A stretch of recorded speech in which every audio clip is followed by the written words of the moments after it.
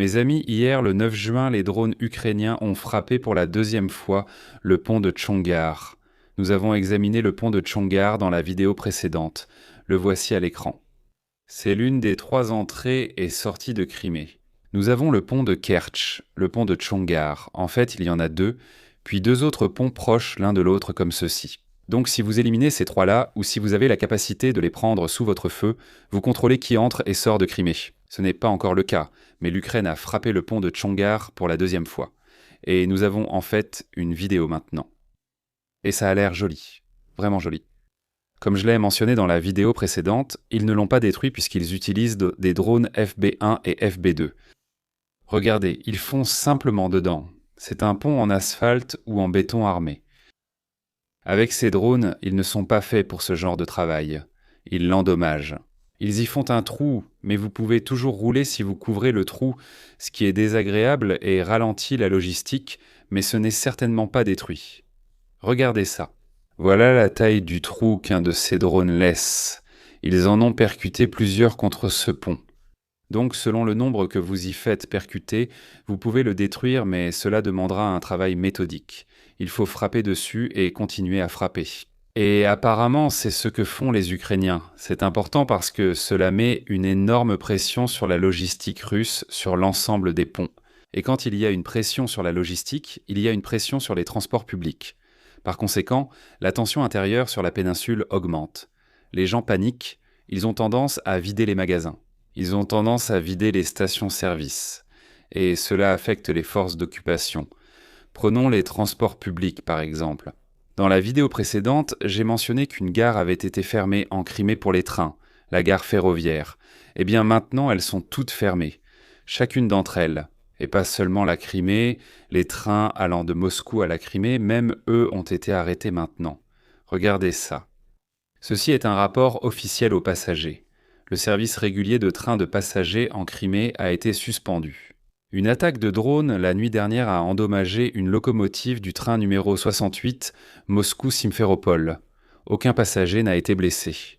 L'assistant conducteur a été tué et le conducteur de la locomotive a été blessé. Les passagers de tous les trains circulant sur la péninsule de Crimée ont été évacués. Donc, peu importe dans quel train vous étiez sur la péninsule de Crimée, le train a été arrêté et vous deviez descendre. Actuellement, les trains suivants transportent les passagers vers Simferopol en bus et tous ces bus ont été déployés pour prendre en charge ces passagers qui ont été forcés de quitter les trains. De plus, ces trains se sont arrêtés en Crimée.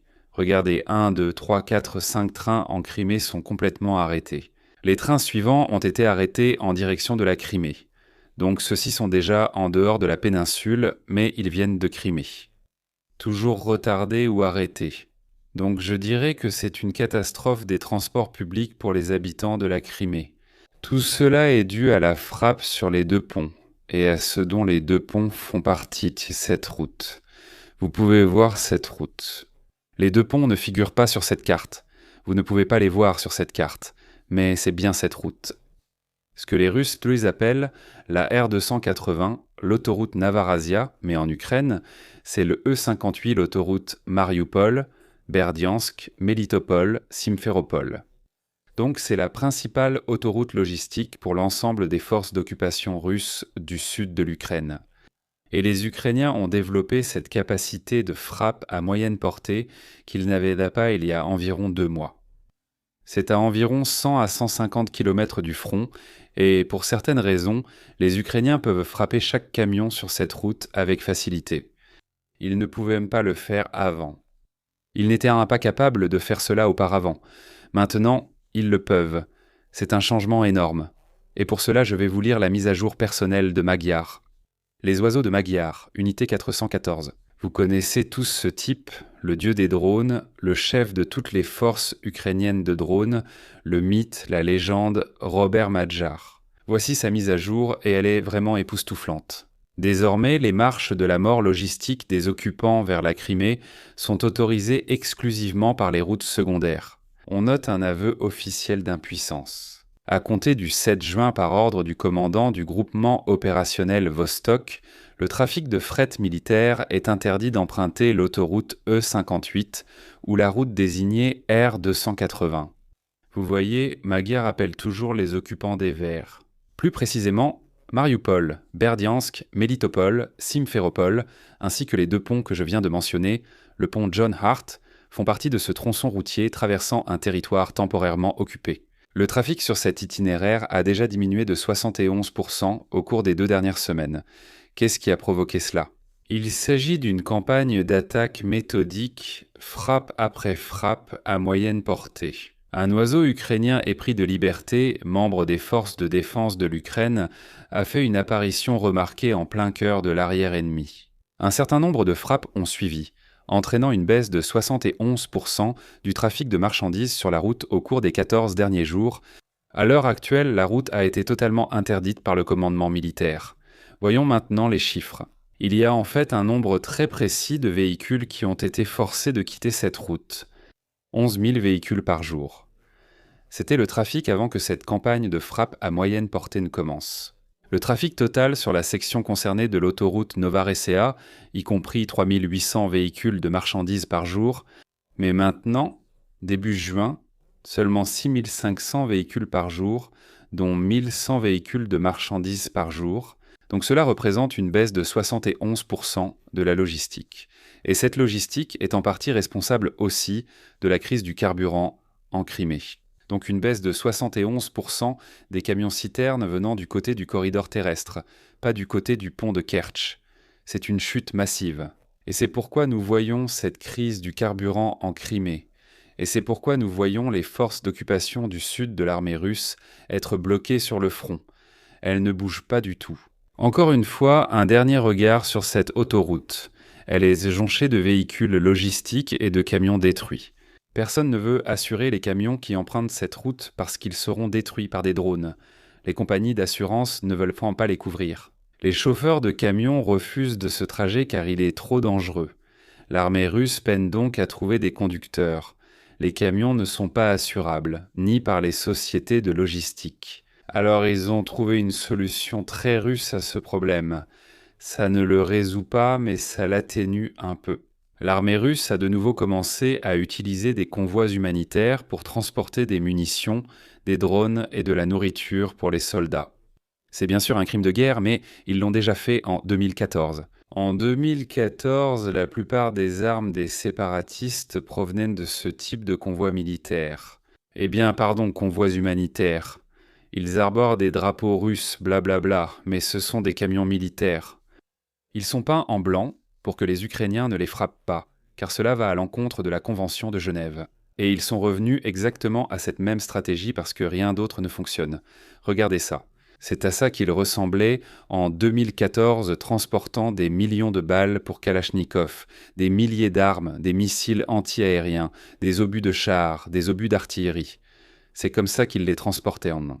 C'est comme ça que leur logistique fonctionnait en 2014, ils y sont revenus. Mais pas seulement. Sur cette photo, vous pouvez voir un camion militaire fraîchement peint, un camion logistique militaire. Ce camion Oural ou Kamaz, où je suis désolé pour le type, corrigez-moi si je me trompe. Je peux me tromper ici, mais dans les pays de l'ex-Union soviétique, on voit encore cela. C'est une couleur bleue générique. Même en Estonie, ces camions fonctionnent encore dans nos champs. Ils ont 40-50 ans. Ils fonctionnent toujours. Ce sont de bons véhicules. On peut les réparer avec un marteau. Et la Russie en produit toujours. Et ce bleu est vraiment...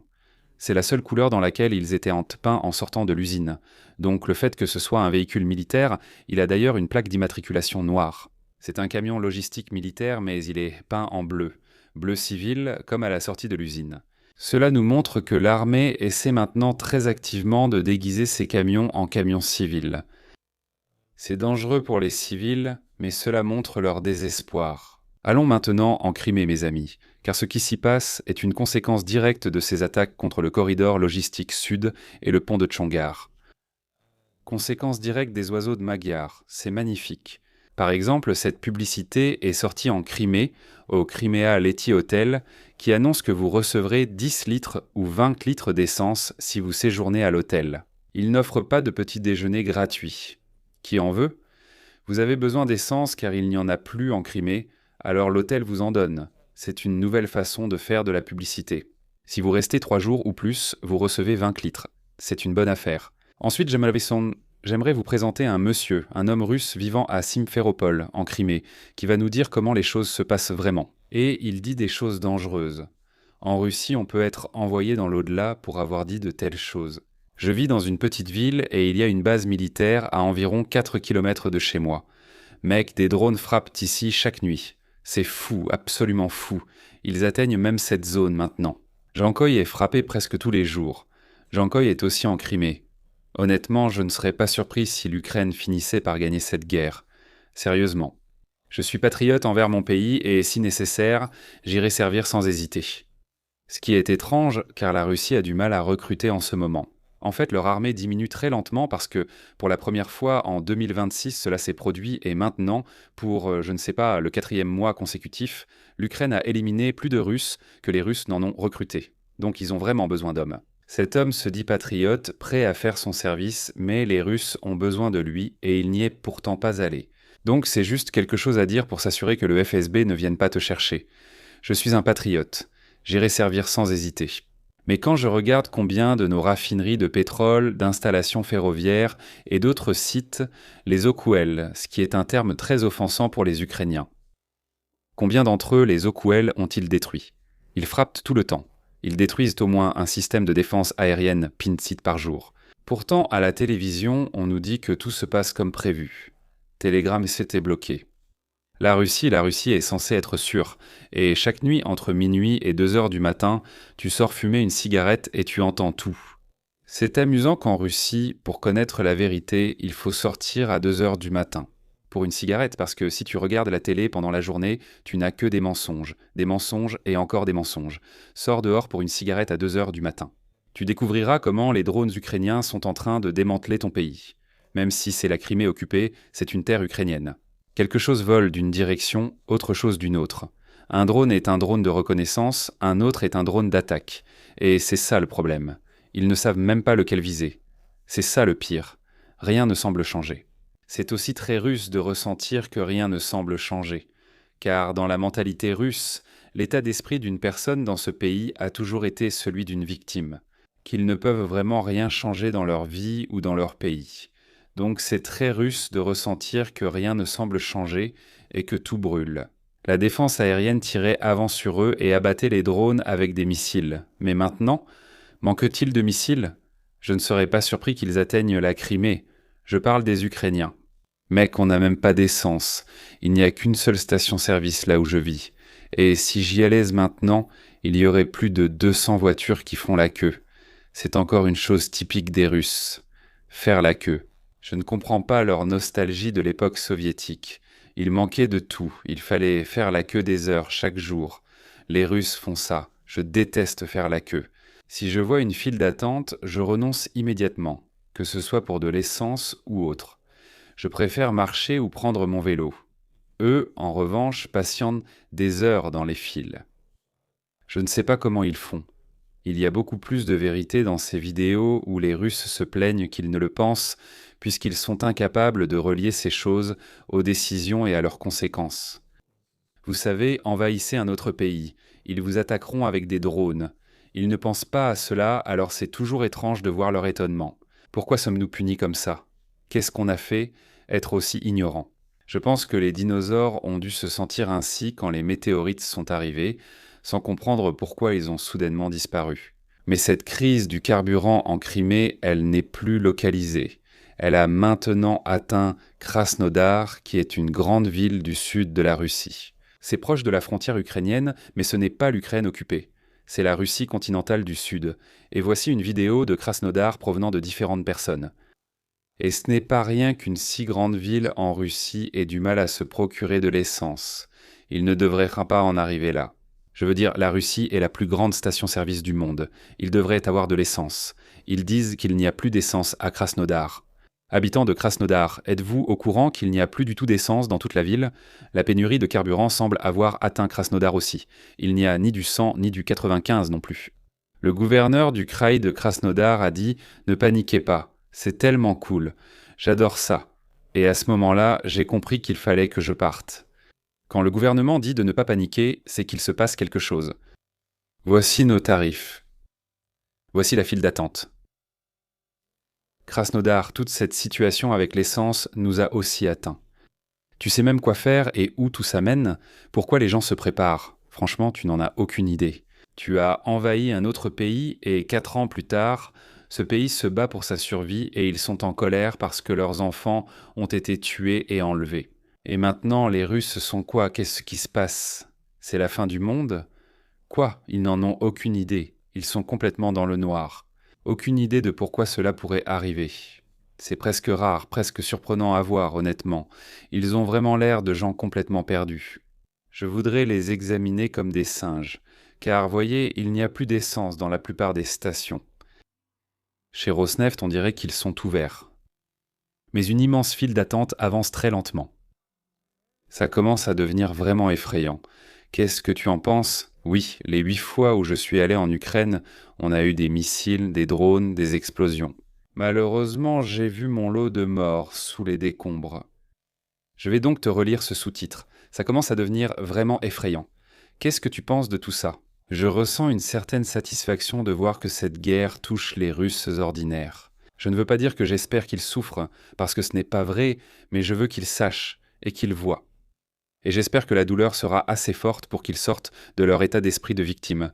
Je vais terminer cette vidéo ici. Ça continue encore pendant 2 minutes, et Krasnodar a complètement rejoint la Crimée dans la pénurie de carburant. Si vous voulez en savoir plus sur ce dont j'ai besoin en Ukraine, voici le livre qui vous explique tout en détail et avec beaucoup d'humour. Un humour très noir, bien sûr, hein. Donc si vous ne pouvez pas supporter ça, peut-être ne l'achetez pas. Si vous aimez l'humour noir et que vous pouvez le supporter, alors ce livre est fait pour vous. Tout ce que j'y ai fait, agrémenté de détails que je ne peux pas partager ici. Mes amis, allez-y et procurez-vous-le. Après juin de cette année, après ce mois-ci, je n'imprimerai plus ce livre, donc il sera complètement épuisé. C'est le dernier mois où vous pouvez l'obtenir. Et nous avons aussi un nouveau membre mensuel sur Buy Me a Coffee, un mythe, une légende, Raymond Partida. Merci de nous avoir rejoints, c'est le seul que nous ayons pour l'instant. Donc si vous voulez rallonger cette liste ou en faire une vraie liste, parce qu'en ce moment ce n'est pas une liste, c'est un seul nom. Alors rejoignez-nous et je massacrerai votre nom. Merci mes amis. Mes amis, vous avez tous entendu parler de le bingo des raffineries de pétrole russe. Eh bien, voici une photo. Voici le bingo des généraux russes. Oui, ce sont tous des généraux russes, les plus hauts dans la hiérarchie militaire, qui ont été éliminés dans cette guerre contre l'Ukraine. Il y en a tellement. Vraiment beaucoup d'entre eux. Et ils viennent d'en ajouter un car hier une voiture a explosé. Une voiture piégée avec 500 grammes de TNT à l'intérieur. Et un lieutenant-général russe de 62 ans a été tué dans sa voiture. De nombreuses courses en de sources plus tard affirment que plusieurs généraux ont été tués, mais personne ne le sait vraiment, pour l'instant. Tout le monde affirme qu'il s'agissait d'un général présent dans un district militaire, dans une voiture du ministère de la Défense. Et au moment où je tourne cette vidéo, nous ne savons toujours pas exactement de qui il s'agissait. Nous savons seulement que c'était un général. Les gens avancent beaucoup de noms différents. Je vais vous en lire quelques-uns. Près d'une demi-journée après l'attentat à la voiture piégée à Balachika, dans l'oblast de Moscou, l'identité de la personne tuée dans l'explosion reste non confirmée. Différentes sources russes majeures continuent de diffuser des informations contradictoires. Selon une version, la victime serait le lieutenant-général Alexandre Maximtsev, chef de l'état-major principal et premier commandant en chef adjoint des forces aérospatiales russes.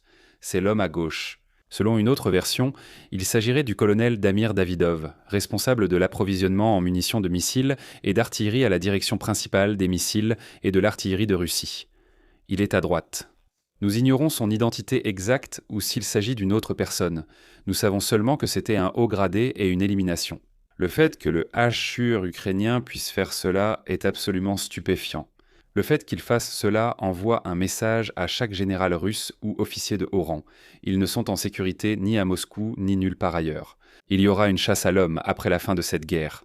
Ces types ne connaîtront pas la vieillesse. C'était tout, mes amis.